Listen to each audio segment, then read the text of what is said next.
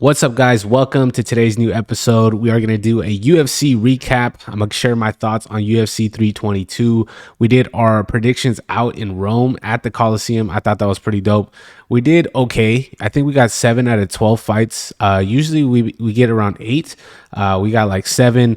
The main and co-main is going to be the main topic of discussion in today's episode. I was not entertained. I don't know about you guys, but the main event, it kind of let us down. Maybe because there were so many knockouts throughout the card building up to it. Everybody was getting knocked out. A lot of upsets. I think Leon Edwards versus Carlos Prates was the one that really shocked a lot of people. We did predict Carlos Prates to win, but we really haven't seen Leon go out like that. So we'll talk about all the fights, or at least most of them, the entertaining ones. But let's start off with Jack Della Maddalena versus Islam Makhachev. All right. So as we could see from the total strikes here, 140 to 30. All right. So, my prediction in this fight, I thought JDM was going to be able to scramble out of a lot of these positions that he was in. I know he's been working with Craig Jones, so I think they would use kind of like that top half guard, that power ride type of stuff that, Islam and Khabib's team like to use. Unfortunately, that was not the case. JDM couldn't really let them hands fly, and it seemed like he was really determined to get this win, right? This is his first title defense, and it was against one of the best opponents in the world. So Islam Makhachev pretty much just laid on top of Jack Della, try to apply some submissions. He was really going to that front headlock and trying to enter into a Darce multiple times. Jack Della was just able to evade those positions. He was able to get out of those dangerous positions that other people have been caught in, like Dustin Poirier or Renato Moicano. But that's all it was. It was just Jack trying to survive throughout the fight and just withering away at Jack. And you could see by the end of, I think it was like round 4, you saw Jack's face and it looked like he was a defeated man already. He didn't give up, but it just sucks that this is your first title defense and he kind of has to work his way back. And the welterweight division is looking very spicy at the moment. You got Michael Morales, Sean Brady just lost. We got Carlos Prates. We have Ian Machado Gary, Bilal Muhammad. So we got some interesting matchups. And I think a lot of people are really excited to see who rises to the top out of those people. But it was very unfortunate that we really didn't get to see too much of a crazy fight. I think we saw a better fight with Islam and Dustin. I feel like Dustin was able to put Islam in some dark places throughout that fight. Honestly, I thought it was a lot closer than a lot of people talk about. Like once you rewatch that fight, Dustin, was able to cut open Islam, and there was some spots where he could have really took advantage of where he was at. Unfortunately, there was a slight mistake on Dustin's end. He gets taken down right into a Darce, like I said earlier. But nevertheless, Islam Makhachev is the champion. What I'm really hoping for is we see Ilia Topuria versus Islam Makhachev. I feel like that's going to be the fight. I feel like that is going to be like the Super Bowl of the UFC. Hopefully, I'm hoping like it's like where people tune in, people are interested in the story, everything that's been going. I feel like it's been building up to that. For us fans, I think that we wish that it happened earlier or happens faster than we think. But who knows what happens? But Islam Makhachev, double champion, cements himself in history and kind of chasing to be that GOAT. But entertainment wise throughout this fight, I was not a fan. And same thing goes with this co-main. I'm a little biased because I had, Zhang Wei Li winning this. Valentina Shevchenko, legend of the game. I'm not trying to take away anything from her. But just look at these strikes, 137 strikes compared to 80 with 5 takedowns. Wei Li was just way too small throughout this fight. We could see the takedowns from Valentina. She was able to use a lot of judo throws, get those takedowns in, and just hold top half. I don't know if their top half guard on top is just a lot better than the bottom, but Wei Li and Jack Della were in the same position. The thing that I have a problem with is a lot of people are complaining about this fight and they're not worried about Islam doing the same thing. Like, if you think this was a boring fight, then think the main event was a boring fight, because it was the exact same thing, 5 rounds. So, 25 minutes of pretty much the same thing, not switching up the game plan. I do understand from their position, you're just trying to win, do what you got to do. But at the same time, think about the fans. A lot of these guys that we're going to talk about throughout this card are very fan friendly. All right. So those are just my takes. Top half guard. That's king right now. Okay. So if anybody could figure that out in an MMA sense, drop an instructional, tag these guys, bring them to your gym. We need them to get out of that position, and then we could see some more stuff on the feet. Now, let's get into the fight, bro. Like, all the fights before were so good. Sean Brady, Michael Morales. I think this is what we expected watching this fight. We expected Sean Brady to shoot like a double leg or take Michael Morales down, maybe get to that mounted guillotine, but that was not the case. You know, the only time Sean Brady shot for a takedown was when he got rocked by Michael Morales.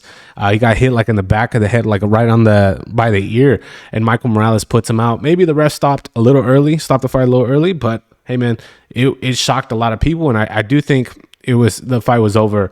Nevertheless, I just feel like maybe Sean was just, discombobulated and just trying to defend himself. But Michael Morales shocked a lot of people here, man. I had Michael Morales winning. I do think he's like a freak of nature. He's only like 25 years old, and I have no idea how he makes welterweight, to be honest. But only 24 strikes thrown throughout this fight, so it was a quick knockout shocker. But I do think this leads to some very interesting matchups down the line. All right, so another welterweight fight.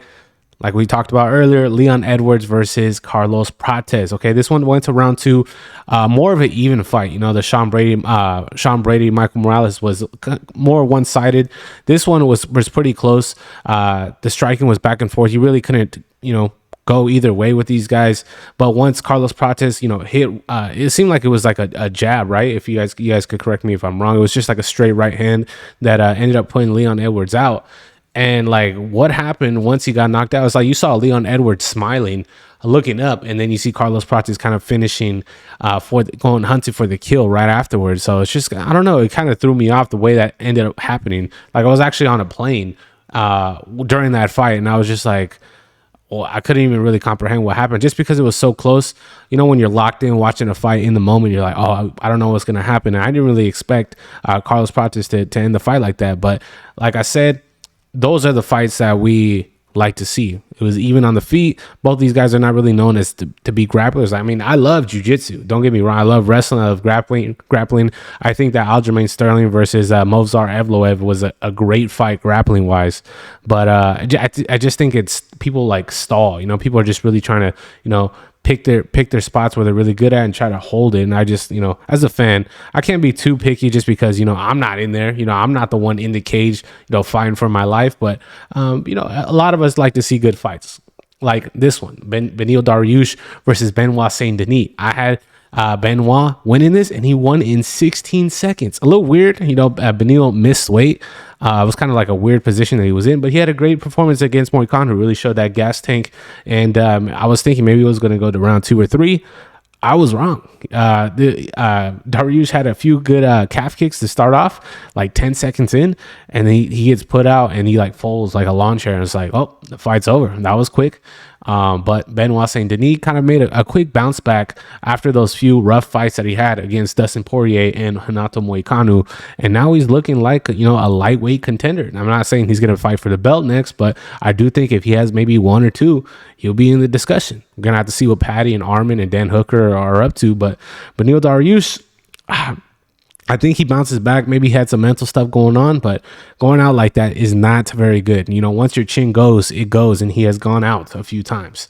Let's see what other fights that we had. Oh, another great fight. Just think about watching this card. This guy, knockout, and then you get to the co-main event, and you're like, oh, no, come on, dog. But Bo Nickel, the hood's favorite, shocked a lot of people against Rodolfo Vieira. I think Bo Nickel made a lot of improvement in his striking. I'm not saying it's top class. I'm not saying it's like, crazy, but he had made a huge difference, especially against that fight against what's his name? Paul Craig, where he's throwing a lot of overhand rights, and we could see he threw 94 total strikes with 2 takedowns. Something that we've been wanting to see for a long time. So maybe the fans are getting to a little bit into Bo Nickel's head.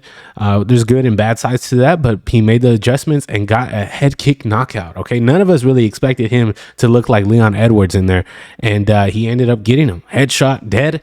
Rodolfo Vieira was out for a long time, dude. It was kind of scary. You saw Bo Nickel sit there. He talks about kind of the negative effects of the fight game, and yeah, man, getting knocked out like that is insane. But Bo Nickel had his time to shine, and I think his post-fight interview was very interesting. He's like, you either love me or hate me, pick one.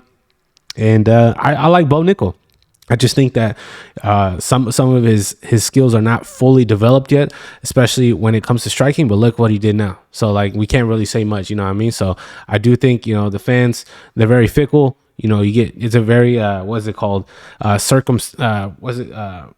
Very conditional love. You know, you win a fight, we love you. You lose a fight, it's over. Who's next? And that's the thing that I don't like about kind of the being a fan and stuff like that, just because these are people at the end of the day.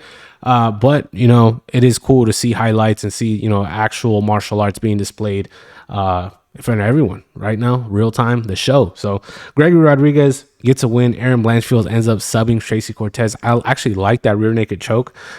This was a sleeper fight. I'm really upset that this didn't get performance of the night. Ethan Ewing versus Malcolm Wellmaker. Now, nobody really expected this. You know, Ethan Ewing gets a call up 2 days short notice. He just fought the week before, won the belt at A1 Combat. Malcolm Wellmaker has been putting dudes out cold with that check hook. That right hand is deadly, and a lot of us were kind of expecting for another win like that. But his opponent dropped out. He made a post on Instagram. Ethan Ewing comes in out of nowhere, and shocks the world, goes to Madison Square Garden and just channeled Patrick Ewing, you know, putting the show under the lights. And the thing that I was really shocked about this fight was Ethan's corner. Ben Jones is his coach's name, and he was picking out the plays. He was reading Malcolm Wellmaker, he's picking out the spots, know what Malcolm wanted, and kind of just like froze Malcolm Wellmaker on what he wanted to do. Ethan Ewing did get rocked a few times in the first round, but he was able to make those adjustments and, you know, end up, you know, getting the win via decision. I would say pretty decisively. It was a very close fight, but Ethan Ewing, man, he's got the heart of a champion. And watching his other fights afterwards and just watching some interviews, I feel like a lot of people are going to be rooting for this guy. I follow him on Instagram. I feel like a lot more people are going to hear his name, and I hope Malcolm Wellmaker makes a comeback. You know, I don't want this loss to get to his head too much. I felt like he had a lot of momentum going his way. He was on the Ariel Helwani show, and, you know, he got other people, you know, talking about his story. I mean, he was working construction. Ethan Ewing also working construction as well. So these guys have full-time jobs, and they're chasing their dream to be an MMA fighter, and they're doing their thing. So I really hope Malcolm bounces back, but Ethan Ewing is going to be a problem in the featherweight division if he keeps it up. I feel like he could learn quick. He's able to make those adjustments, and as long as he keeps on improving throughout every fight, I do think that he's going to be a problem and upcoming star. You know, I feel like with the UFC, you could really take a lot of people's aura or their shine just if you beat them, especially if you beat them in a way where a lot of people did not expect it. My brother woke me up from the plane. Like I said, I was on a plane earlier. He's like, "Bro, Malcolm Wellmaker lost," and I'm like, "What? He lost?" I was really surprised about that, bro. So Ethan Ewing, check that out. Check out Ben Jones. I believe we just did a interview. We just did an interview with Michael Hernandez, a sports analyst, and he just interviewed Ben Jones, and I thought there was some cool stories in there if you guys want to check that out. GM3 ends up losing via submission. I do think GM3 should probably call it quits. He's had a lot of fights in the UFC, and a lot of them have not been going his way. I know he's a little older as well, but Kyle gets the win. You know, besides these fights, I did see Susarkayev against Makhaniko. Klein ends up getting a win via decision, and this one was very interesting. Susarkayev has a very slow first round. Like if you watch that fight again, Susarkayev just like chilling. He's just chilling on the cage, and the fight starts, and he gets rushed by Makhaniko, and you're like, oh man, why did he make that decision? I feel like he's very green at times to make these, like, I feel like a lot of his decisions are like ego based. I don't want to sound like weird, but it just seems like he feels like he's better than he is. I mean, he got the knockout. He got a knockout in round 3. I just feel like he puts himself in risky positions that he doesn't really need to be in, and he's done that twice in a row. So I feel like something's building up where something could really happen, but maybe his game plan, he's like luring him in. I don't know. So you guys let me know on what fights you really enjoyed from this card.